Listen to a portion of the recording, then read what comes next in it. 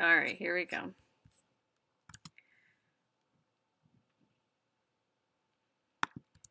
Today on episode 75, I'm going to tell you everything I've learned about creating positive parent relationships, as well as how to deal with issues when parent-teacher conflicts arise. This is an important topic as you start off the school year because you want to set a positive tone with parents right off the bat, but you also want to be prepared for when you inevitably have a situation where a parent is unhappy with you. Welcome to the Teachers Need Teachers podcast, a proud member of the Education Podcast Network. I'm your host, Kim Lepre, and this is the podcast for new and beginning teachers who don't want to just survive those first few years, but actually thrive. If you're new to the Teachers Need Teachers podcast, welcome. And if you're returning, welcome back. I truly appreciate you taking the time to hang out with me as I dive into the topic of parent-teacher relationships. I'd appreciate it, though, if right now you'd take a moment to look at the device you're on and hit that subscribe button so that you can have these episodes delivered to you weekly, every single Monday.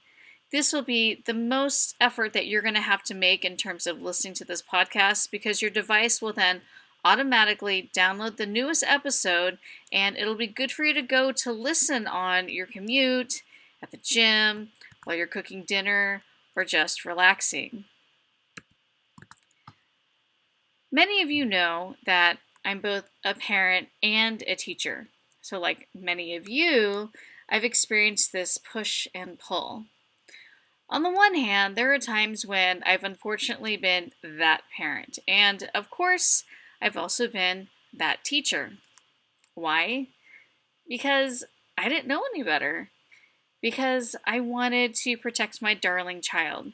Because I want to stand my ground as a teacher and not be bullied. And because I've been both a crazy parent and an unreasonable teacher, and because I am super reflective and always want to improve, as I've mentioned on many episodes, I've gotten better and have seen my faults. A lot of the faults in my ways. It's crazy to me when parents email or contact me about silly things. And I remember when I was that parent, when my daughter was in elementary. I mean, I put on my teacher hat. I can't believe I'm admitting this. I put on my teacher hat and questioned what her teacher was doing because I didn't think it was sound teaching practices. I mean, can you believe that? Can you imagine getting that type of an email? I was definitely embarrassed later about it, and I apologized. And of course, I've also been a teacher that thought that some parents were being ridiculous in terms of their demands and concerns, when in fact, they did exactly what I did to my daughter's teacher. So needless to say, you guys are going to learn a lot about how to deal with these situations so that you don't quit and run for the hills. But first, it's important to review how both parents and teachers' points of view intertwine when it comes to a particular student. I don't like the way that came out.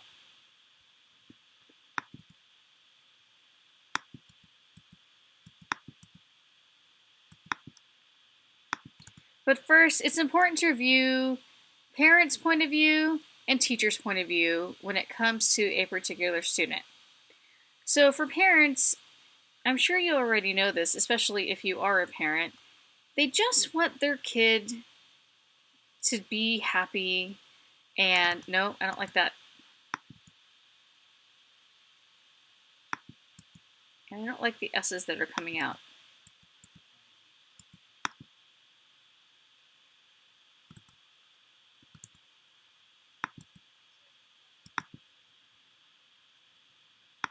So for parents, they know their kid better than anyone else. I think we can all agree on that. And parents want what's best for their kids, but they don't necessarily know what that looks like educationally. They vaguely remember what their education was like, but they probably don't know what it's like now. And obviously, things have changed. You know, they want to believe the best things about their child, And even when they know that their child is doing something wrong at school, you guys, it still hurts to hear it. So we have to keep that in mind when we're sending those emails or notes home or even calling them to deliver some bad news. And I'll talk more about that in length in a bit. Also, they're biased and they don't realize how their need to protect their child can actually do more harm than good. And I'm sure you've seen this in your classroom many, many times. A lot of parents, they don't want to see their child struggle or fail or be sad in general.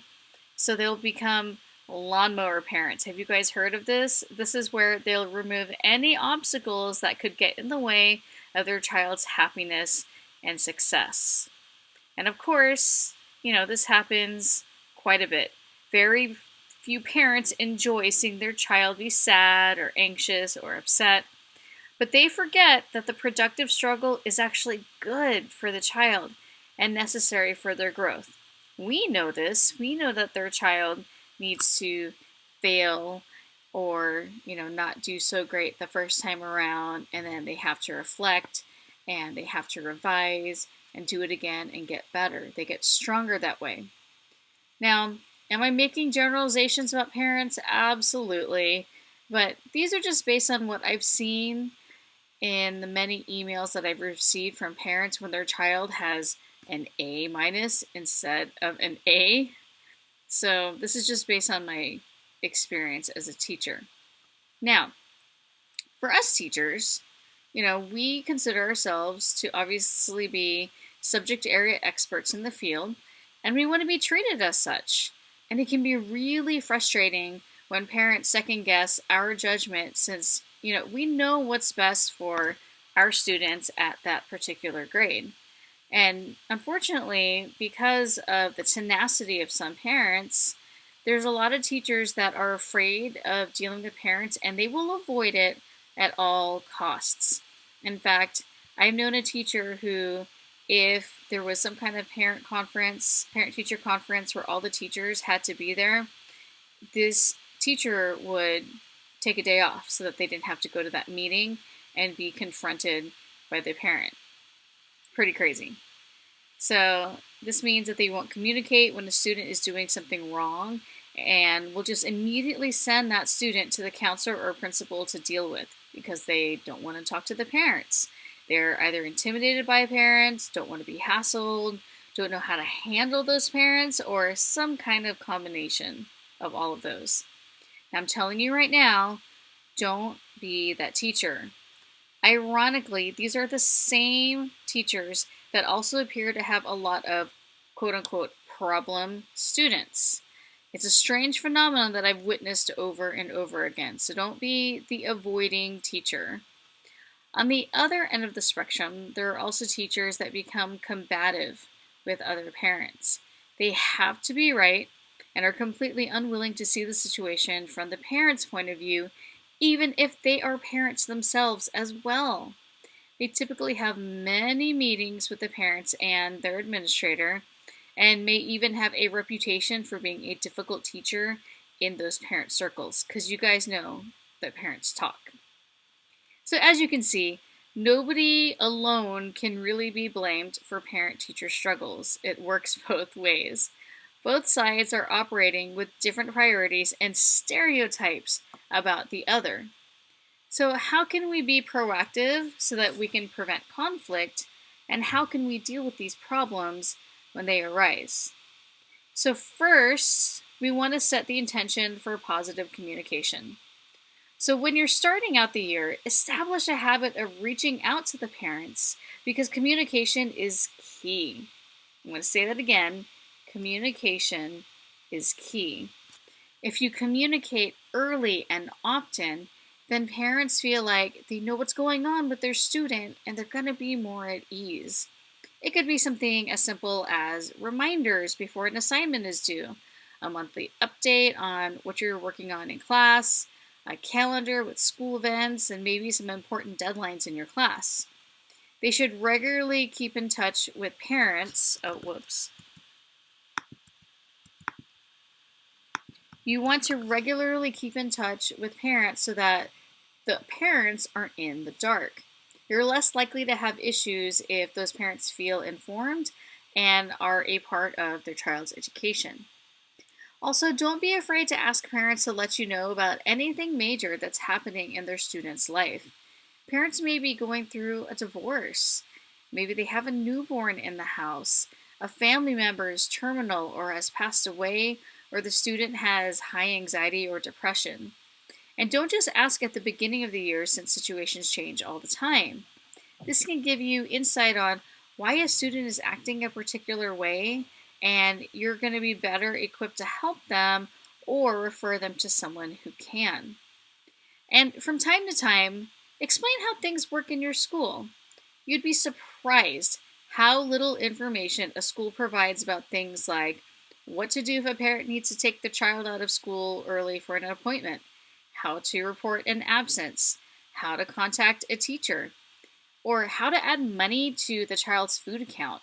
These are things that I had to constantly ask the teacher when my daughter started school at a new school because they didn't just tell us, they didn't give us this information. So, informing parents about things like this will create a lot of goodwill since many are uninformed and anxious about what happens at school. You could add this maybe as like a tip, for parents at the bottom of an email, or maybe when you send out a classroom newsletter, you can have like a little box with tips for things like that. I especially recommend this if you teach a major transition year like kindergarten or 7th grade or 6th grade, if your middle school starts with 6th grade, and then 9th grade. Parents they are so desperate to know what's going on, so they'll definitely be relieved if you just upfront give them this type of information instead of them having to hunt it down. Another tactic that I used to do, and I need to do more of again, is contacting parents with good news, not just bad news. I used to pick 2 students every Friday. Nope.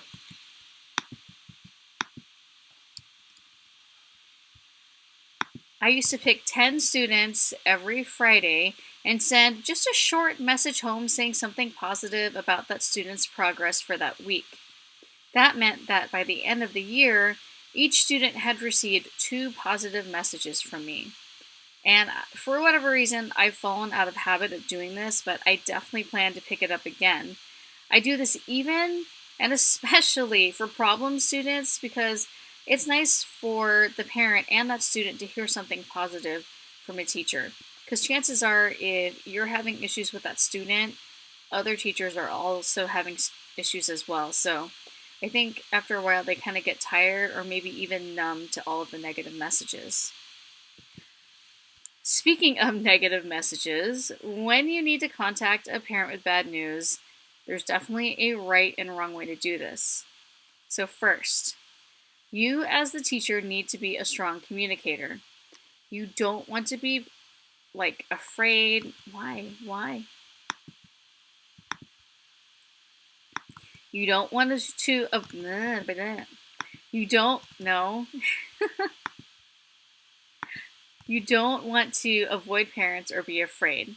Sometimes younger teachers are intimidated by more outspoken and often older parents, and while you may feel this way, you have to be kind but assertive if you want to be taken seriously. So you don't want parents to walk all over you, but you also don't want parents to think that you're incapable of controlling a class. They'll automatically peg you as incompetent and become challenging. Nope, I'm struggling today. They'll automatically peg you as incompetent and begin challenging your decisions. So remember that when you're corresponding or talking to parents, you do it with compassion and grace while being forthright and honest. Beating around the bush leads them to believe that nothing is wrong with their child, so when a really serious problem comes up, they're not going to believe you. So don't try to sugarcoat everything. Gently deliver the news about how that student is doing. Now, when problems do arise with a student, try to handle it in-house first and document what steps you took to deal with the issue. This is important so that you can track patterns as well as have some evidence for when you need to discuss it with parents. And if you do need to contact the parent because their child is misbehaving, try first to understand how the parent will take it and where they're coming from. And use this frame of mind when discussing with them so that you don't automatically put the parents on the defense. When conflicts arise, work on finding some middle ground. Don't just dig in your heels so that you can win or have the last word. I mean, honestly, it is not worth the stress, and you could be inviting yourself for more drama down the line. But also, be ready for parents who won't believe you and will defend their child to the bitter end. For me, it's actually been about half and half in terms of parents that are apologetic and have a serious conversation with their child, and then parents that think that I am the problem. In fact, I've had parents who, after prodding and through lengthy conversation, they finally admitted that their child has been an issue all throughout elementary. So it wasn't just me. However, when I told them about how their student behaved in my class, they had a whole slew of excuses. Even with the type of documentation that I've mentioned in previous episodes, they still thought that I was picking on their student. And even after showing them the comments of other teachers who had similar issues with that student, they just wouldn't believe us. Now, at that point, you're like, what do, Kim? You just follow the disciplinary protocol, and if after so many infractions you normally assign a detention, then do it. If they persist and the next step is being sent to the assistant principal, then do it. But before you get to that point, I also want to interject that you're going to want to be trying to repair the relationship with the student, like I mentioned in episode 62, because it's never too late to do that so that you can save that relationship with the student and you can save your school year.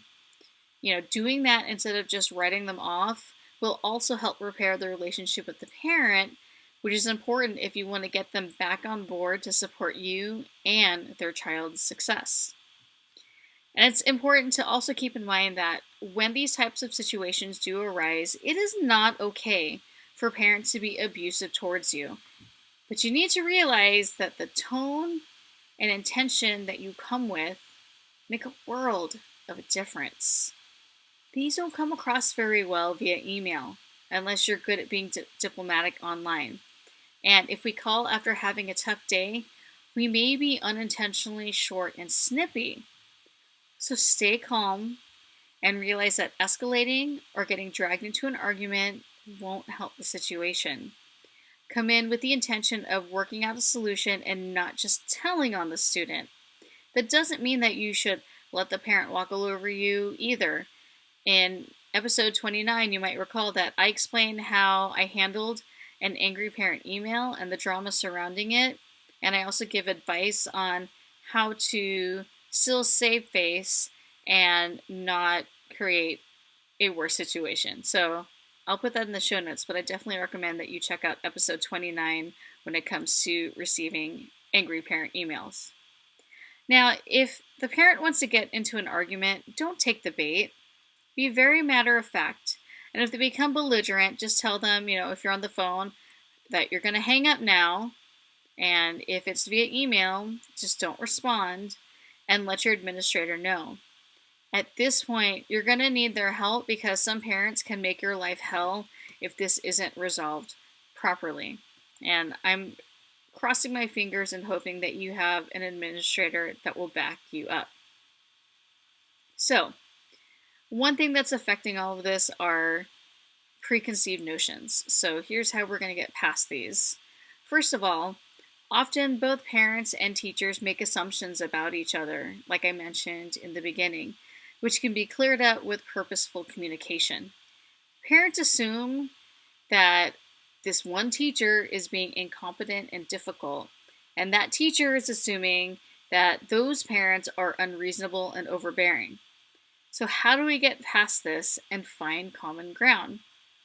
Well, first, it's important to keep in mind that both parents and teachers are dealing with the exact same struggles throughout their day. Okay, this is where empathy really comes in. I mean, have you ever had these thoughts? I'm tired. There's not enough time to get everything done. I'm so overwhelmed. I don't have enough help or support. I'm doing everything all by myself. I'm doing my best. I am constantly stressed out. I feel like I still have a second job after work. Well, guess what? Both parents and teachers feel this way. Let that sink in. Okay? When you send that email or make that call after school, the weight of your day comes through in your message. When a parent comes home after fighting traffic, making dinner, paying the bills, their frustration comes through in their response. Now, I know that I can't change how they'll respond. I can't control things beyond myself.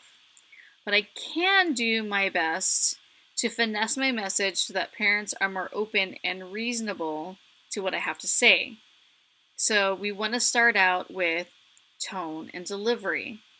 If you don't want to be that teacher that the parent thinks is incompetent and difficult, we have to come in with the intent of working with the parent instead of against them so that we don't fulfill their expectations of how we're going to behave. So if you're explaining, for example, how a student violated a policy, you want to carefully word it when you're telling the parent that.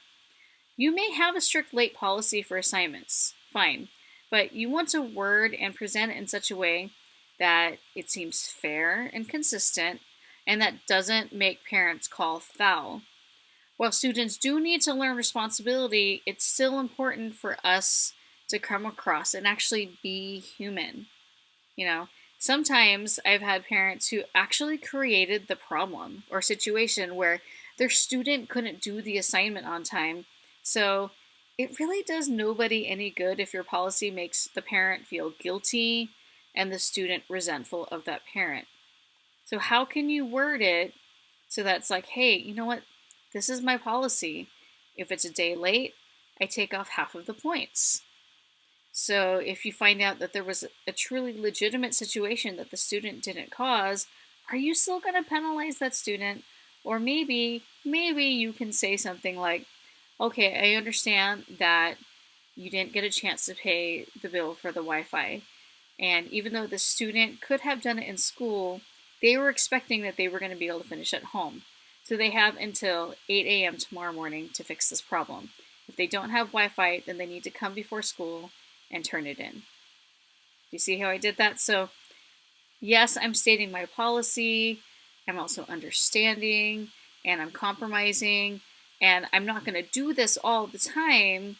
But can you imagine the goodwill that I've just created by just being human? By not being a hypocrite, because God knows we've all been late or didn't meet a deadline or didn't meet someone's expectations. And at some point, somebody let us off the hook. Somebody was understanding. And we have to be that somebody too. Now, if you, on the other hand, sound like a stickler and are unyielding, then the parent may equally dig in their heels and go over your head to complain. And as a new teacher, you don't want parents running to the principal to complain about your policies. That really doesn't look very good. And especially if it's something that you could have easily just, worked with the parent on. But if you were just sitting there, like I said, being a stickler or uncompromising, I feel like you're going to make more problems for yourself. All you want to do, in the situation, or all that you wanted to do was let them know, what, Leah was out of her seat multiple times in a period. And because you delivered it in a way that made Leah sound like a horrible person, you're stuck in a parent-teacher administrator conference. So just think about that when you're trying to come up with a solution with this parent. Also, one thing we want to think about is how we think that school should work is not the same in all cultures and those sets of values. So in some cultures, teachers have more authority and reverence than others. Okay?